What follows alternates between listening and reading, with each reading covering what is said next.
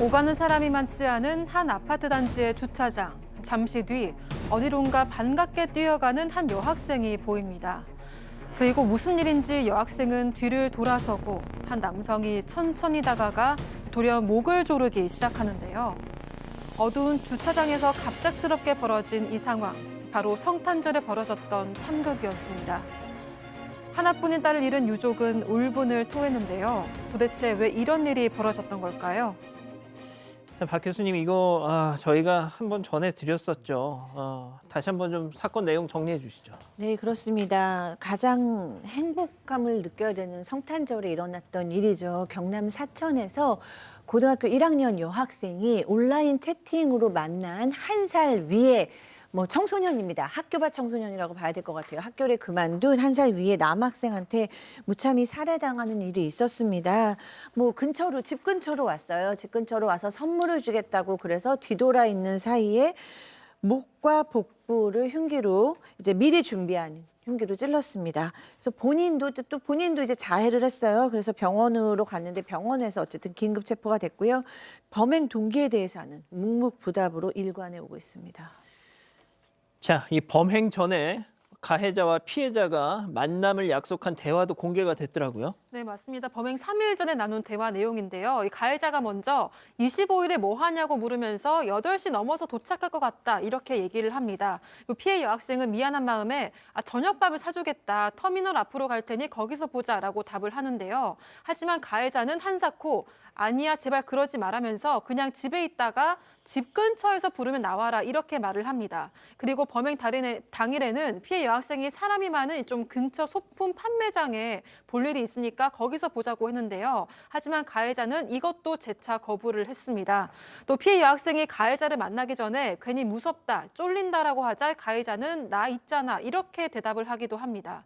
이런 가해자의 태도를 통해서 피해 여학생 유족 측은 애초부터 살해를 결심해서 사람이 붐비는 장소를 일부러 피한 것으로 보인다고 주장을 했습니다. 자, 그리고 이 보신 대화 속에서는 또 한 가지 잔인한 범행을 위한 속임수가 숨어 있었는데요.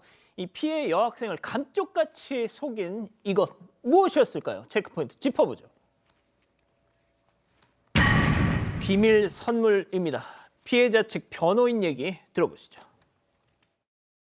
그 크리스마스에 가해자가 선물 주겠다고 해서 피해자에게 이제 찾아가서 나오라고 한 거고, "뒤에 봐, 줄 게 있어." 이렇게 해 가지고 그 피해자가 뒤돌아서 향해서 갔고, 이제 다가가서 다시 뒤로 가서 이제 목을 조르면서 그 저항을 제압하고 살해를 한 것으로 저희는 파악하고 있습니다.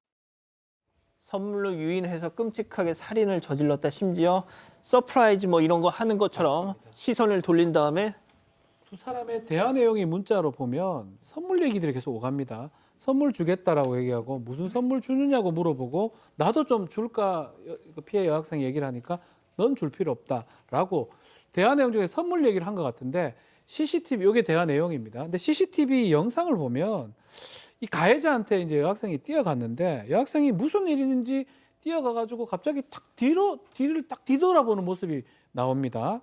그리고 그때 바로 이제 딱 뒤돌아보자마자 목을 조르면서 흉기로 공격하고 인도로 끌고 가는 모습이 이제 포착이 되는데 아마 이 뛰어가서 이 사람이 이 가해자가 뒤돌아보고 거기서 바로 목 조르고 공격을 가하는 모습이 지금 나옵니다. 자, 그래서 이제 변호인 주장에 따르면 결국은 선물이라고 핑계를 대고 뒤돌아보게 한 다음에 방심을 풀게 하고 무방비 상태에서 범행을 저지른 것이라고 얘기를 하고 있습니다. 뒤에서 목을 조르는 그 장면이 그대로 저렇게 CCTV에 잡혔네요. 자, 귀한 외동딸을 성탄절에 떠나보낸 정말 생각지도 못했던 일로 떠나보낸 어머니는 이 남은 흔적들을 보면서 저놈을 원망하실 수밖에 없는데, 자, 어머니 얘기도 잠깐 들어보시죠.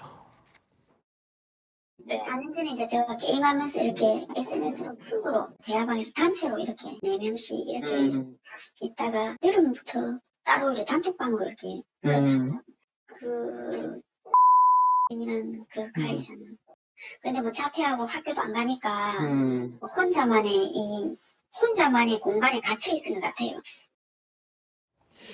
이거 완전 완벽한 진짜 완전한 계획 범행인데 도대체 이유가 뭡니까 이거? 네, 이 사건의 범행 동기, 범행의 배경을 확인해 봤더니 놀랍게도 혼자만의 착각이었습니다. 그러니까 연인 관계인 것처럼 착각을 하고 망상에 빠졌던 건데요. 경찰이 조사를 해봤더니 이 두 사람이 가해자와 피해자가 연락을 처음 한 게 4년 전이에요. 2021년입니다. 게임을 하면서 단체 대화방에서 채팅을 했는데 다른 사람 2명 더 있었어요. 4명이서 했습니다.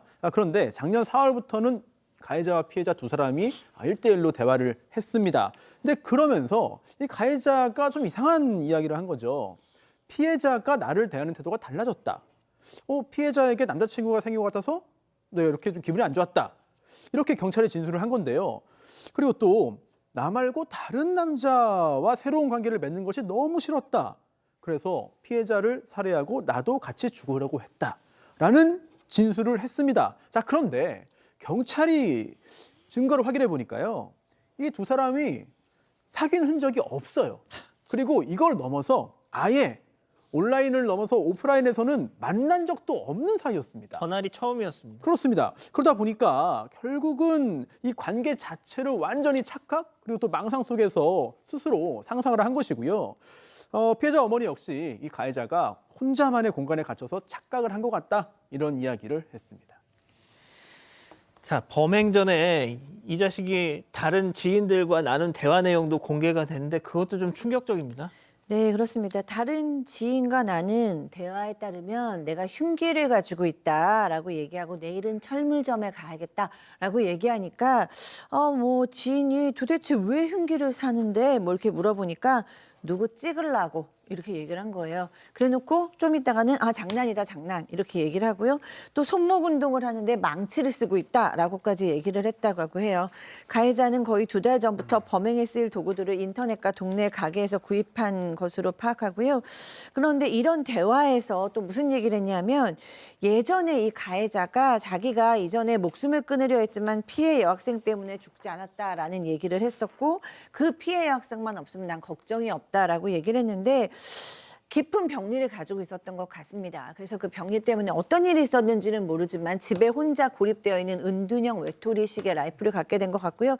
거기서 온라인으로 이 여학생을 만나서 그저 일반적인 인간관계를 했을 뿐인데 극도로 고립되어 있었던 이 가해자가 일종의 망상 수준으로 이 관계를 확대를 시킨 거죠. 그래서 이 여학생 때문에 내가 살고 있고 이 여학생이 날 떠나가면 살 수 없고 다른 남자친구를 만나면 차라리 죽는 게 낫다. 이런 식으로 확대한 것 같습니다. 지금 그 자식이 남긴 지금 글들이 지금 쭉 나가고 있는데요. 딱 봐도 뭔가 이제 정상적이지 않다라는 느낌이 듭니다.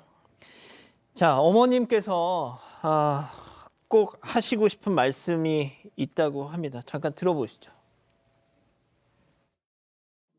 말 그대로 찢어지고 그냥 이 수면제 먹고 잠시라도 눈 감으니까 잠시 눈을 감았다 또 뜨더라고요. 그냥 내가 또 눈을 뜨네. 잠시나마 일어나네. 가고 싶다. 같이 가고 싶다. 그렇지만 이거는 해결해놓고 가야지.